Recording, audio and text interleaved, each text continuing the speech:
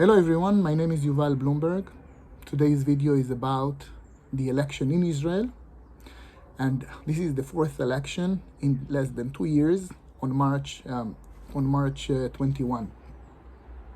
So on each of the videos I actually started to do, and I will keep doing, about Israel politics, I will explain different aspects of what's going on here.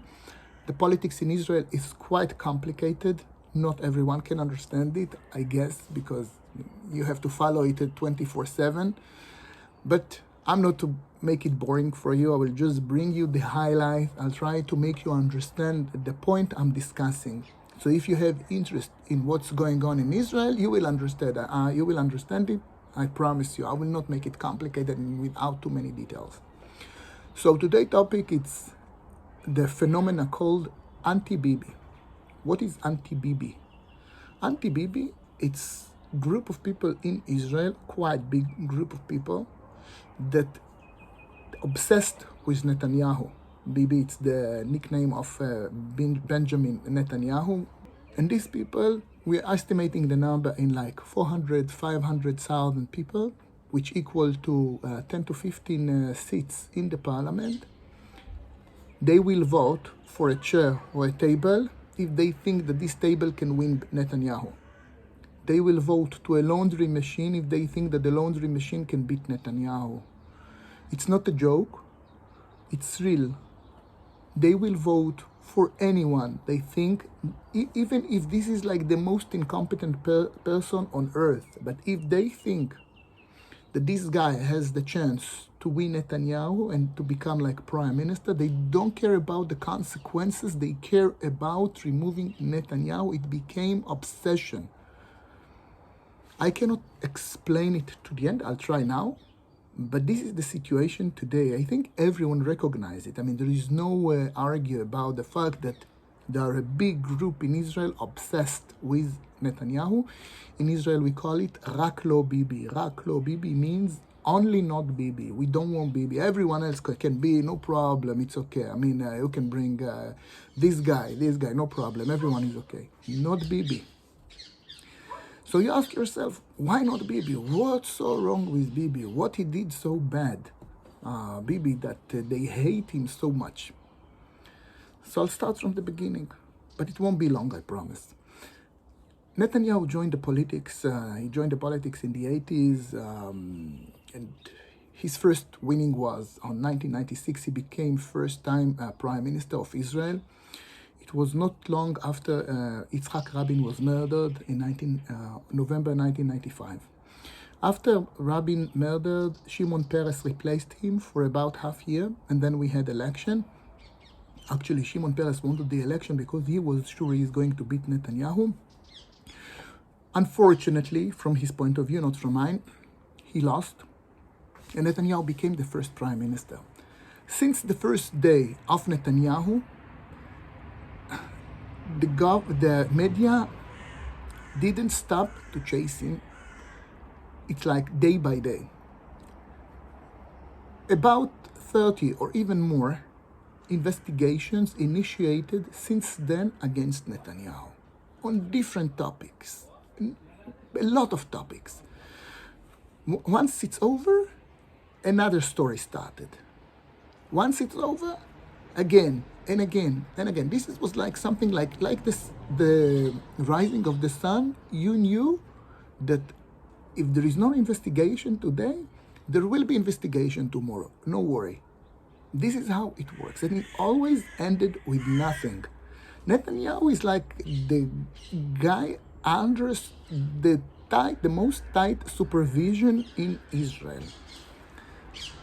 They chased him for very long. One of the craziest stories I remember, it was a big article in one of the newspapers in Israel. They claimed that Netanyahu is not Netanyahu, but he is a guy that his name is Joe Sullivan. I know you think that sounds crazy. I mean, this is Netanyahu. Everyone knows that this is Netanyahu. But this was like it was a Tel Aviv newspaper, very big, and it was like about 4 or 5 big pages about Netanyahu, that this is not Netanyahu. He is not Netanyahu. He is Joe Sullivan. It was when you read it, you understood that something is wrong here. I mean, not with Netanyahu, but with people who are writing something like this. Eventually, it turned out that he had there was some mistake in his national number in the U.S. He came from the U.S. He lived there. He was born in Israel, but he lived in the U.S. and he came to Israel, and he shared the same social number because of mistake. He shared the same social number with a guy named Joe Sullivan. But this was just one example. Since then, it's like this. And you ask yourself, and we ask ourselves, why? What is this the problem? Why it was like this? Why they didn't let him even one day of silence since he joined the politics? What is Netanyahu representing that the left wing, the media, hate him so much? So I think this is my own opinion. I mean, maybe other people have other opinions. It's okay. Netanyahu, it's elite. Netanyahu studies in the best universities in the US, in MIT. Very talented. His father was a professor for history. He grew up in one of the best neighborhoods in Jerusalem. He was really like from the elite. But usually the elite went with the left. Why? It's for another video, but this is how it was. Netanyahu was part of the elite in terms of, if you look on what he achieved, who he was. His English, by the way, was great. He was a natural speaker of English because he grew in the United States. So it was annoying to see a guy like this leading the right wing, leading the Likud party. In the army, he was in the best unit in the army. His brother was Yoni Netanyahu. Yoni Netanyahu was killed in Entebbe operation. Entebbe operation, if you remember, was in the operation, one of the best, the most amazing operation Israel launched against terror when the terror organization PLO, they hijacked Israelis and took them to Uganda, and Israel released them. So his brother was the commander on the ground of this operation, and he killed during this operation. So the name is Yoni Netanyahu. Everyone know him in Israel. He is a hero. So all of this together with one more important thing. Netanyahu was a winner. He was the winner, the winner guy. For the left wing, it was like this guy should lead the left. This guy should not be in the right wing. How come this guy is leading the right wing? But this was just the beginning. More than that, Netanyahu represents alternative to the left wing in every direction you are looking to. First, he's not a religious person, but he's very traditional oriented guy. I mean, he's always had very good relations with the Orthodox, with the ultra-Orthodox. He always respect that. So, I mean, he had very good relations with that. Second, in terms of political perspective, Netanyahu always showed different idea about how Israel behave with the Arab, how the solution should look like. From the economical point of view, Netanyahu was right wing. He was a capitalist. He's still a capitalist, but not only a capitalist, of course, but not like a cruel capitalist. But this was his perspective: free market, and to sell companies, not to let the government manage companies, etc. And Netanyahu presented alternative to the left wing. The left wing always claimed that we have to go, and after 1967, when we released Judea and Samaria, Golan Heights, Jerusalem, so the left wing said we have to give up for all the territories and then we will get peace from the Arabs. The right wing never agreed with that. And Netanyahu said we should not do a peace from a weakness position, we should do a peace from strength position. So first we should strengthen the economy, then it will strengthen our position, our international position. It will enable us to strengthen our army. Then we will be able to make peace. His whole perception was opposite of what the left wing said. 8 years of Obama, everyone was sure that Netanyahu will surrender to the tremendous pressure that was on his head from Obama administration. He never surrendered. Never. Today we know it. We are after the 8 years. We know it. He never surrendered. He never accepted what Obama said. He managed to maneuver him. He went against Obama and the whole world, I mean Europe and United States, with the nuclear deal with Iran.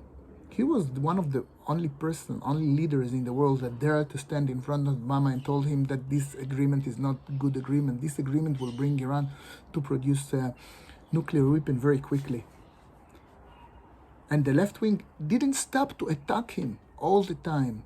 And since the day I remember myself, we always had very black predictions about the future. It will happen. We will lose. We will become boycotted. Israel is going into a tsunami. They call it a political tsunami, meaning like no country will talk with us. We will finish like South Africa. And we heard it over and over and over again, and they were always wrong. Netanyahu proved in his own way that his way is right and the left wing are wrong. It drives them crazy. It drives them crazy. Netanyahu created an amazing relationships with Putin, with Narendra Modi, with leaders in Europe, with leaders in Africa, with Arab leaders. He brought revolution to Israeli foreign affairs. He brought revolution. And it was against what the left wing said that would happen. Everything was the opposite. And he proved again and again. And it continued, believe me, it started 30 years ago and it continued like this. They are saying something bad will happen and it's always happened the opposite. On almost everything. I mean, and we see them again and again trying to interpret what they said, or sometimes they're not even trying to interpret, they're just moving ahead to the next step, pessimistic prediction. Election after election, Netanyahu won. They lost the hope to remove him in democratic way. They really lost the hope because the demography of Israel is changing and not in favor of the left wing. The ultra-Orthodox making more kids. When we have immigration, usually Jews who come to live in Israel, usually they will vote for the right wing. So altogether, doesn't leave a lot of hope for the left wing to change the Israeli political map. So when they are going to election, they always say, now it's not left, it's not right, it's just about, about corruption, it's about this, trying to hide behind other slogans, because being left-wing in Israel, it's not so popular. But it still didn't help them. They are still losing. A few years ago, they decided to go into a different direction, and some people from the prosecution in Israel initiated investigation against the law. It just turned out last days in Israel against the law. They started it without permission against the law which consider like the Constitution of Israel, not a regular law, but a law that consider like the Constitution of Israel, which require to have a formal approval before opening investigation. That they started illegal investigation against Netanyahu. And they didn't have any direction. They were fishing direction. They tried to find something about Netanyahu. All the investigation was illegal in terms of things they did to witness. I will dedicate a different video for this, what's going on this story. What they called Netanyahu corrupted. But what's important to know is that this became their main ticket. They lost the hope in the democratic process and they moved to the court. They moved to the prosecution. They trying to take him down with the prosecution. So in the last 2 years, every time before any election, there was something with these events, legal events around Netanyahu. They did something that trying to convince the public in a very clumsy way that Netanyahu is a corrupted person. We got into a situation that I think most of the public in Israel do not believe them. Do not believe to even one word of what they are saying. I mean, if they are saying something, it must be the opposite.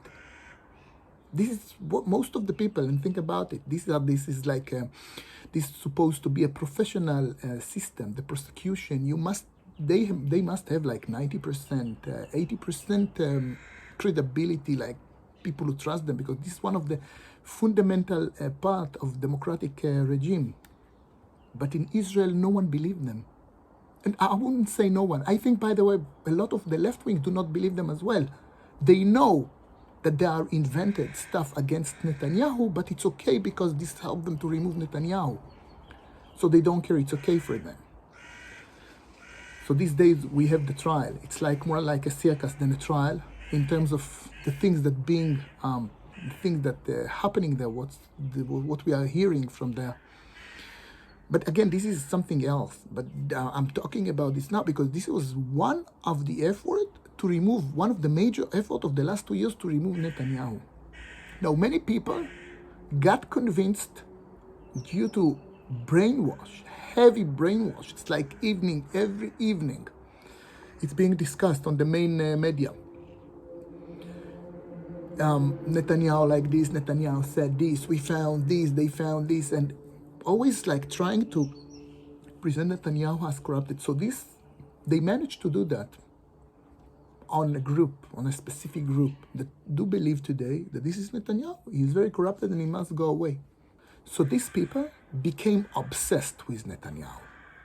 They became obsessed with Netanyahu, and it's like now for them it's a goal of life. Nothing else is more important. I told you, they don't care who will stand in front of them. If he has a chance to win, it's okay. So every election, the left wing has a new messiah. The new messiah survive, I don't know, few months, 1 year, 2 years, and then he's exercised himself, he's done, after he failed to replace Netanyahu, and then the next one is coming, and this guy can go to hell from their point of view. It's okay, no problem, he failed. This is how it works for the last 10 years. So today the political map of Israel divided to two. Bibi, anti-Bibi. It's crazy, but this is it. If you judge Netanyahu according to his achievement, this guy, I mean, we consider him to be one of the greatest leaders the Jewish people knew. His achievements are amazing. The last 4 peace agreements, which has a lot to do, of course, with Donald Trump, that he signed with Bahrain, UAE, United Arab Emirates, Sudan, and Morocco, it's earthquake. It's an amazing achievement that no one could imagine that happened, because they always said, the left wing always said, never we will have a chance to sign peace agreement if we are not giving the Arab Palestinian a state in Judea and Samaria. This must be solved first. We have to give up Jerusalem, we have to give up this, we have to give up this, and only then we will have peace. Netanyahu proved that they're wrong. This is one of the main reasons why they hate him. He proved they're wrong, and he managed to achieve an amazing peace agreement which will change the region, will change the Middle East, and will affect the Arabs in Israel, the citizens of Israel. And will affect, I'm sure, we don't see it now, but we will see it. It will affect the Arabs in Judea and Samaria. Another great and amazing achievement of Netanyahu was the vaccination. Netanyahu managed to achieve millions of vaccinations for Israel, and Israel is going to become the first country that will vaccinate all its population by the end of March 21. This is unbelievable. It was done because of him, because of his influence, because of his position. I mean, from all the world we hear about how Netanyahu succeed with this. But here in Israel, it's like a different planet. The people who are obsessed with Netanyahu, they always have some kind of excuse. No, or they are saying, oh, he lied to us, we will never get the vaccinations. And then when they see that he got the vaccination, so they say, oh, it's not a problem, you had to pay double. It's always like this. And this is how it works here. I mean, people are not lost the ability to look on reality in a normal way. Not everyone, but a lot of people. And they are looking on the reality through one glasses. It's good for Bibi, so it's not good for me. It's not good for Bibi, very good for me. No matter what is the subject. This is like, it's a sick situation. I don't have any other word for this because it's a sick situation. Some of the right-wing leaders are positioning themselves now against Bibi as well. But they are not, according to the last polls, they are not being able to take votes, to take potential votes from Netanyahu. They are just taking votes from the left wing. Why? Because some people in the left think that they have the chance to remove Netanyahu. So even if these leaders are right wing, they will vote for them because they can move Netanyahu. So this is the logic that played the Israel political ecosystem. So it's a very powerful phenomena. We are going to have election.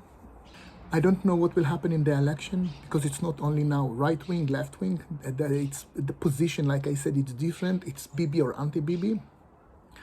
But we are anticipating a big surprise from the Arab population. Unbelievable. And Netanyahu managed to create very good relationships with them. Some of them, and this is kind of absurd.